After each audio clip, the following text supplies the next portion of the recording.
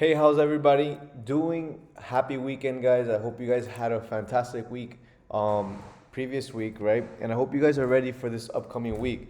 That being said, I hope you guys are, well prepared, analyze your charts. And if you guys haven't analyzed your charts, I hope you guys can enjoy this video and learn something from this breakdown that I'll be doing. It's more of a pre-market analysis that we'll be doing, and we'll also be going over a couple fundamentals that will be going on over this weekend. So first thing first, as I did not expect this. We saw sort of gold start to break market structure to the downside, right? We are in 1848. We've been bearish for the past couple months since July, and we have this trend line that we have been respecting. Now, why is this trend line valid, guys? We have multiple points where it touches this trend line, right? And we also broke out of this level of support that we have right around here. Now, I will be paying attention to candle closures. I will be paying attention for this upcoming week and for the next couple of days, right? I will be seeing where we will be closing. We could possibly be retesting this trend line again, and then possibly start to break out to the upside with a nice impulsive movement, or we could just reject this area of resistance or this trend line and continue to downtrend off the weekly time frame. Now, there are a couple things to consider for this upcoming week, right? This upcoming week, let's take a look at the news with from a weekly outlook. Monday, let's take a look at, can I take a look at the week? This week, there we go, boom. Now, Monday, tomorrow, we do have PMI, and we have Fed Chairman Powell speaking at 11 a.m. Guys, keep in mind, my time says 8:45 a.m., 9 a.m., but put 1 hour ahead. I am going based off Eastern time, so the time that I will be saying in this video is a little inaccurate. But guys, you can go on forexfactory.com to see what time or what time zone, right, you're at, and you'll be able to see what time certain uses are being released. Now, we do have NFP this week. We have unemployment claims being released on Thursday, and we have non-farm employment change on Wednesday.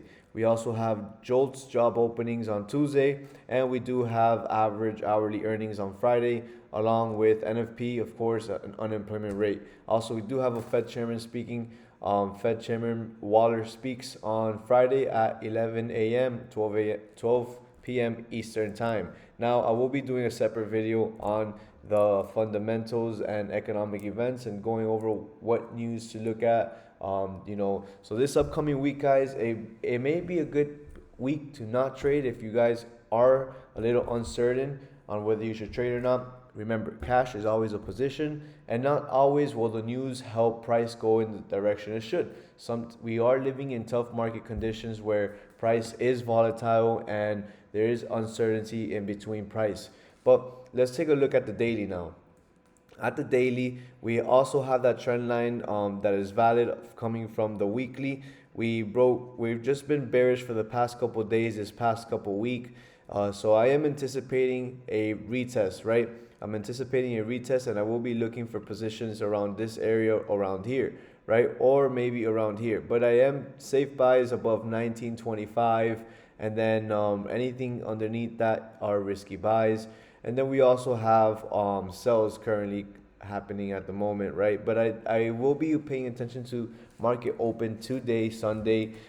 See how gold opens up. We are at 1850, guys. On the long term, on the monthly time frame, this is still a level for me where I will be looking for buys. I have my right around here, 1775 is where it is like a monthly level of support, and until we don't break that area, I am not switching my higher time frame bias. Right now, of course, that being said, never have a bias when looking for short-term positions. But if you are looking to swing gold off, and hold the position for those position traders, right?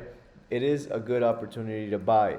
Now, you could wait for price to test certain lows, such as like this 1825 area. It is about 250 pips away from where it's currently at, right? We're currently at 1848. So let's see how we open up. There is a lot of reaction around this level as well. Reaction over here, reaction, reaction, reaction, reaction. So let's see if we can reject and retrace to the upside, right? Now looking at the 4-hour time frame, guys, and when I do analyze gold or do a pre-market analysis, post-market analysis, or weekly breakdowns, I do look at higher time frames only, just because markets aren't open. I can't look at anything at the shorter time frames until until the market opens. But also looking at the higher time frames helps me understand in which direction price is headed, right?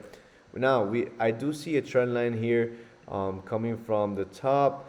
Now let's see if we can respect that trend line. If we do break out of that area, we could look for positions right around 1875 to buy at 1875. Risky buys, remember that. And we could take it all the way, swing it to 1900 area for a nice 250 pip move.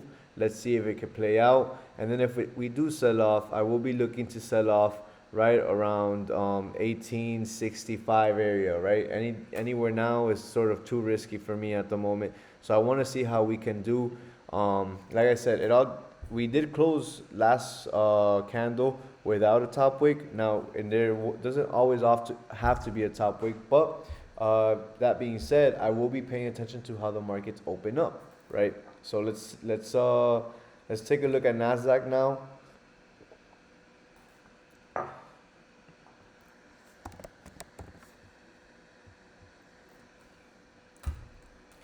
NASDAQ, let's take a look at the weekly. Let me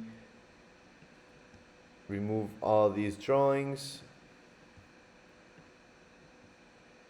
Now on the weekly, we are trading at an interesting level. We are near a level of support, right? And also keep in mind, guys, off the monthly time frames, we are failing to even reach previous record highs.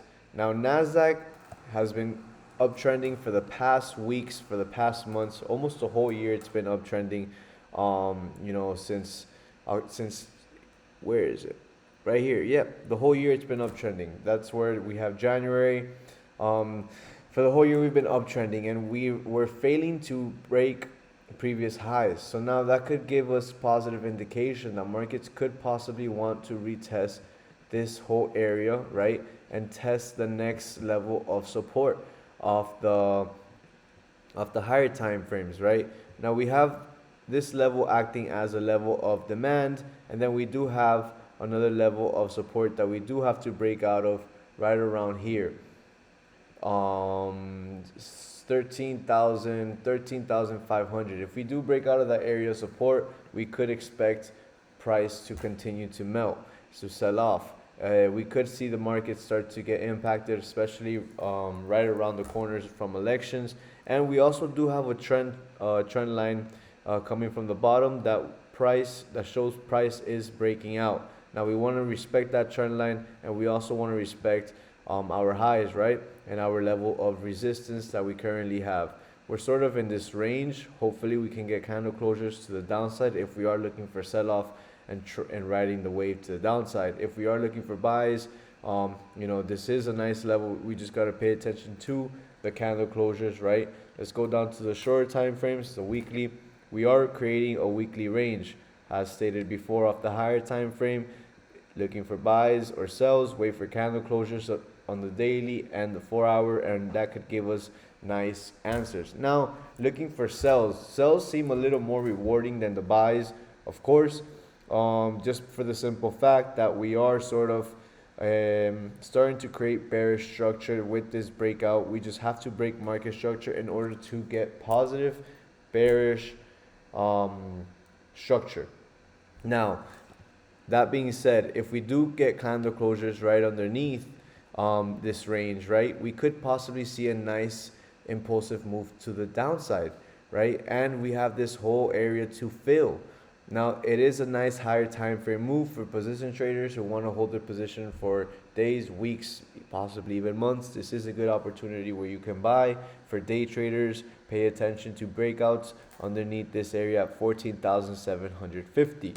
Now let's go down to the daily time frame. Let's see how our Friday candle closed. We did close with barely any volume, so we could expect we could expect the volatility level to start to rise as markets open, and Monday, of course, there being economic events that have high impact on the markets.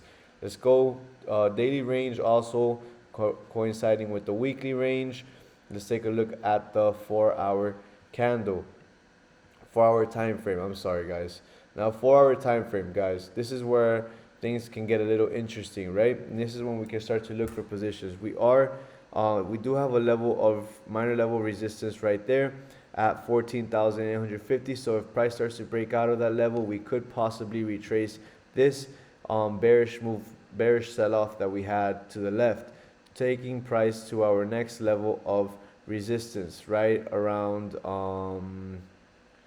right here, right at 15,275. We could see a nice bullish movement, you know, catch a good amount of pips. It is about, let's see how many pips we could possibly catch. 4,000 pips. So that could be a nice trade. But like I said, I want to wait for the buys to play. I want to wait for bearish volume to start to die off, right? So we can start seeing bullish volume, and I want to see bullish candle closures above this range that we have over here underneath. Now this is like a no trade range for me at the moment. Let's see how big this range is, guys.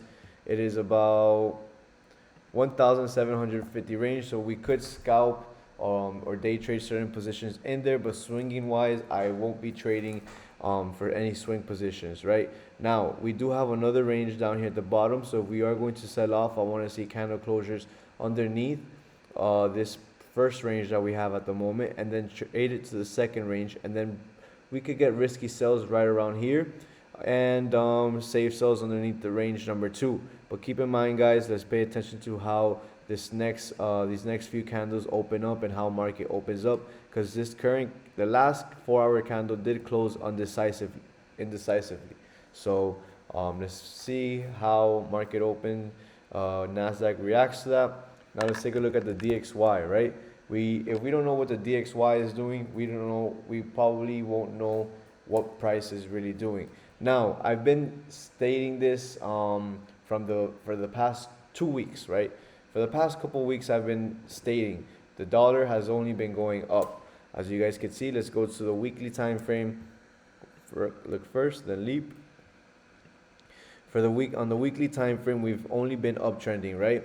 Correlating on the monthly as well and the daily. Now, for the past couple months, we've been bullish. We've been uptrending. Now, we do have this trend line that I want to see price start to break out for me to believe the DXY is bearish or going to see sell-off.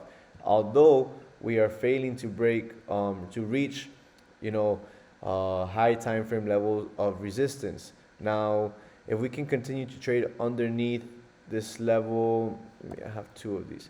If we can trade underneath 106 level, we could see the sell-off start to play out this week if the news can correlate with some type of bearish act, right, on the DXY. Now, guys, pay attention to this right over here off the daily time frame. I've been saying this last week, right? We do have this area right here with this trend line coming from the weekly trend line, right? Price has only been uptrending, and we sort of created another trend line down here. As you can see, this trend line over here, price broke out. We have to retest. Everything that goes up must come down, and everything that goes down must go up and retest, right? We are finally retesting. We didn't close too bullish, so it is a good sign that we could possibly start to see either bearish movement to the downside, breaking out of this trend line. But we first have to reject this 106.350 area, and we want to keep trading below this level of higher time frame level of resistance. If that can play out and we can reject this trend line as well, that'd be positive indication that the sell-off is near. Guys, like I said, although this is an analysis, a pre-market analysis, it may not always be accurate. We have to wait till markets open, and let's start to see how price reacts to the news being released this upcoming week.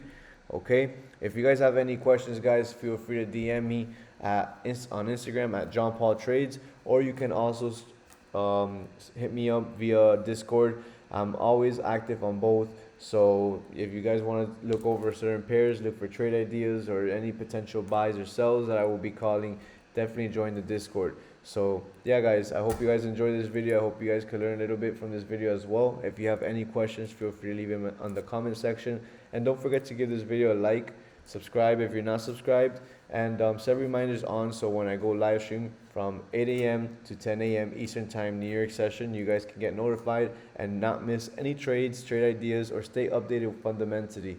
This upcoming week there will be more live streams than usual, just because I will be live streaming all the economic events that will be released. So that being said, guys, enjoy the rest of your Sunday.